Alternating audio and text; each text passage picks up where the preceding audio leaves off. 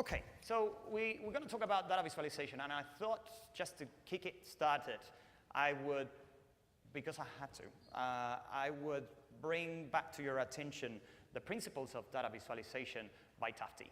I know we all know them, but looking at the entries that we received, I think in the digital age, they're more relevant than ever. So principles of visualization by Tufte. He talks about 5 key points. The first one being focus on the content, right? So focus on the data, not the device that you use as illustration. We received some great entries and some that were not that good.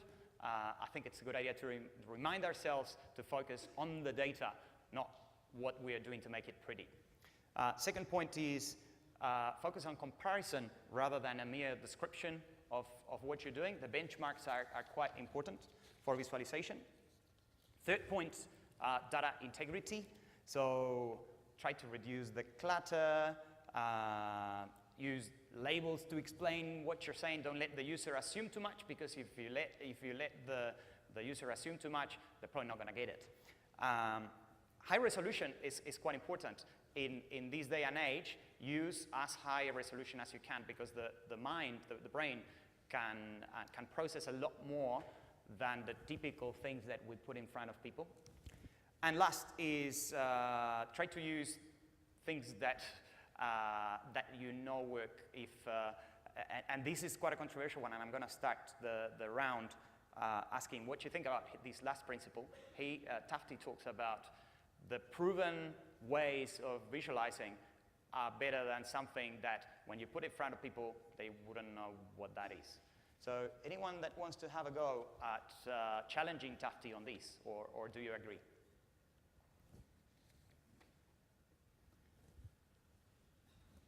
Anyone? I'll start. It feels a bit like Boyzone up here, but I think you hit the nail on the head. I mean, from my perspective, I think a data visualization starts with me, if you like, because you have to be really clear about what it is that you want to say. And then once you've made that decision, the data visualization moves to about you, which is the user. So how do I make sure it's laid out properly? How do I make sure it's self-defining? How do I make sure it's clean and thorough? And the user can take away from it what I want to say without me having to be there. For me, there's a clear, almost hidden agenda for data visualization. If I ask my teams to dive a little bit deeper in the data, to really figure out what's the insights, that's not an easy process. If I ask them, can you make a picture out of it? Everyone is happy and energized, and beautiful things are happening. So I really see it also as internally to raise almost the brain power in a fun and engaging way. Good. I have a different question. And we've debated this with the judges. We talk about data visualization, and there's a lot of talk about infographics, and sometimes these two words are used as a synonym, but I don't personally believe they are. So what are your thoughts on this? Is infographic the same as data visualization, and if not, what's the difference? I actually have a clear thought on that. Okay. For me, data visualization typically is a visual story of quantitative data. That's how normally it's interpreted. Infographics could vary from abstract illustrations all the way to maybe even code-generated, as in procedurally generated visual stories, which may or may not rely on absolute data terms. So I think the important element here is the human element, as in infographics, a person makes, or a team makes a judgment on the kind of story that they're trying to tell, and leaves the storytelling as a dialogue process. In a data visualization, typically, it's true representation. That's what mostly people are going after. So, good. Yeah. I've got a broader thought on the question as well. I think, from an agency point of view, our job is to do two things. I think when we're communicating our advice and recommendations back to our clients. One is to make them travel within the organization so that they don't stop at our client's door, so that they can take on a life of their own. They can become viral within businesses, and that's about making something beautiful and exciting and engaging, whether it's data or whether it's qual or whether it's a piece of advice or recommendation that you've generated as a consultancy. And the other important thing for me in this is that there has to be a sort of a call to action. So it's not just a static thing that is beautiful or is interesting. Mm-hmm. There has to be something in there that has a higher purpose for the business, as well as being something that is nice to look at. I think that they play two completely different roles within the work of a research team. The infographic is more something that is a communication device.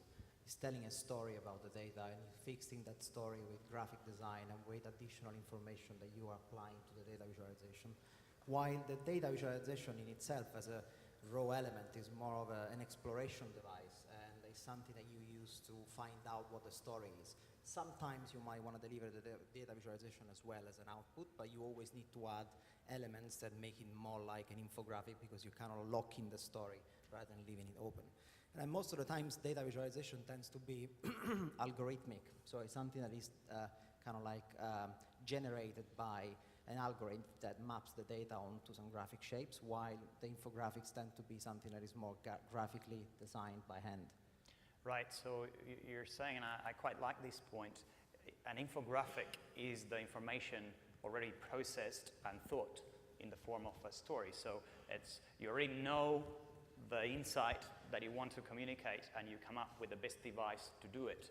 Whereas if you're thinking of a data visualization tool, you're trying to make the best out of the data, to shape it up in a nice way, to make it easy for the user to come up with the story, but you're not closing that gap. You're leaving it to them to make the conclusion. So they are quite different things. All right, thank you guys. The next talking point, we've got two clients in the panel, and I'm interested in your views about this. What do you think constitutes a good data visualization device? Do you use them? When do you use them? Is this what you use to present research results in your organization? Would you like to do it more? Tell us a little bit about that. I think we spoke a lot about data, visualizing data, but we use it much more about visualizing completely different things. A product technology, moisturizing skin creamer, softening fabric conditioner, to visualize how that is working. If we make a claim on a product, we want to make clear to a consumer that it's actually working. So that is an area where we use visualization techniques a lot in demos or very easy steps. And that is a very important aspect. And not only there, but also in trainings that we are giving. We push, if we make a training or we get a training from outside into Unilever, we really push on make it a bit more, focus a bit more on visualization. So we think a lot outside the traditional data area for visualization. And do you think this has increased over time, is going to increase even more, or if you do a trend chart of the use of these in your organization? It definitely increased over the last year, I think. And it will.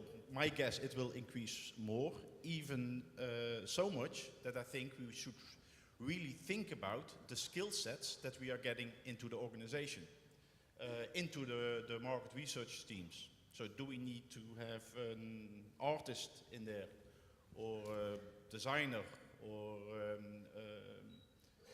which is kind of something we need to think about quite carefully, because it's big changes. Yeah. Absolutely, and I'm going to come back to that point in a second. Okay, no, you go. If you want to come back, I can. All right, Russ. Well, I think, so from an Orange perspective, we have been trying to make our data more visual for a number of years on the basis of, we don't deal with any market that has English as its first language. And so on that basis, because of the whole everything everywhere EE combination, we don't work with the UK anymore, just to explain. So every market that we deal with doesn't have English as its first language, and therefore the visualization of that data is incredibly important. And to pick up Stan's point about skill sets, again, it's something that we are looking at, in as much as, you know, if our job is to tell stories that, you know, get passed from person to person, if you like, then, you know, do we not only need design skills or artistic skills, but do we need journalists in the team? You know, do we need people to help us be able to write the tabloid headline? Do we need people to be able to have the eye-catching information? And I think from a visualization perspective, this is where I kind of have a distinction. I think data visualization is we work closely with our agencies in order to kind of, when you present that data or push that data out into the business, it is done at that time. And I think an infographic is almost, once I have the data, I then sit and I consider that information, and then I can design something that goes out later on in the process. So in terms of, you know, some of the kind of the wonderful imagery that we've got behind us here, you know, would we be able to produce that in time for our presentations and our hands out? Probably not, because you need to be able to take time and consider it.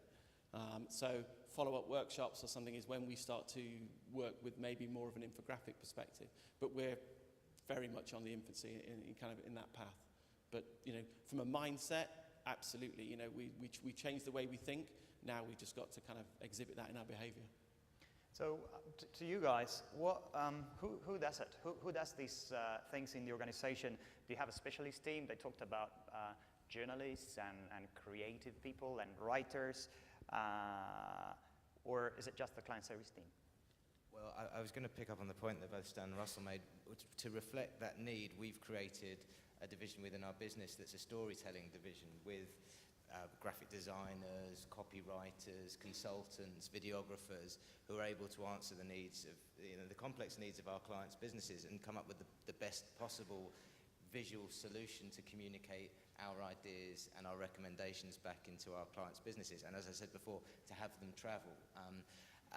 We also have a studio team to help visualize both data, but also concepts, ideas, prototypes, that kind of thing. But the storytelling division, that sort of multifaceted division, is something that's quite new to our business.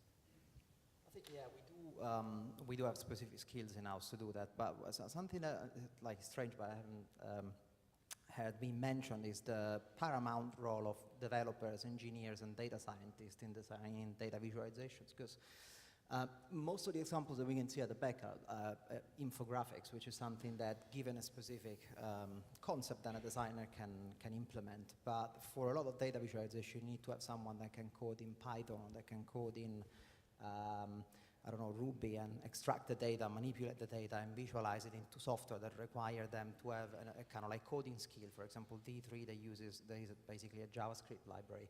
So you need to have those skill sets in the company, and that's why a lot of research companies are not doing this yet, because mixing the kind of like more humanist side of skills like social sciences or like insight is very difficult when it comes to merging with people that have got an engineering background. And I think we need to start to introduce those kind of skills into companies that produce software, in inverted commas, knowledge. Vinay. In my team, we have what we call typically as a computational designer, people who have sort of design experience, especially visual design experience, as well as hard skills in coding and software integration and data analysis. It's a very hard skill to come by. I try to recruit them on a regular basis, and it's not easy. I must admit, at least in Denmark, it's not easy. So we actually have set up something called as the Data Visualization Academy in collaboration with the Danish Design Center, which is like a governmental apex body for the design industry in Denmark.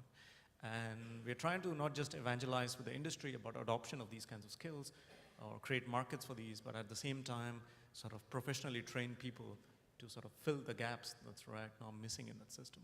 So it's kind of a dual approach of sorts. I was thinking, as Francesco was talking about the complexity of programming these data visualization. And I'm going to ask what I think is going to be a sticky question. And I'm going to invite anyone, if you have any clients in the room that want to also have a go at answering, I'm happy to.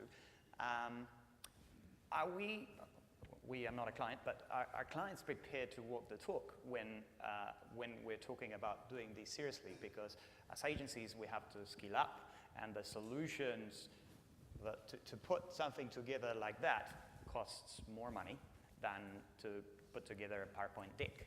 So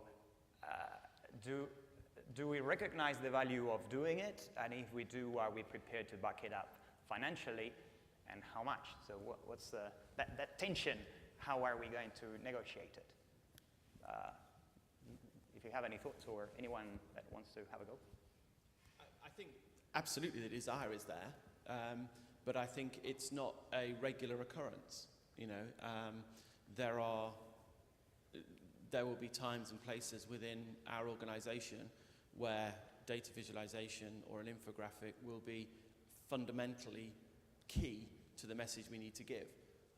And at that point, absolutely, we will invest in order to make that happen. What we generally see is that we invest the money in a much more public way for an infographic. So, you know, if we were presenting at a session like today, we would have invested the money to make sure that the data that we have is represented in the best possible way publicly. You know, internally, there's no need for it at every turn. So, you know, we will sit and discuss it off PowerPoint 95 times out of 100, and then the other 5 times we will make the decision that we need to invest more money and create a better sense of the data that we work with.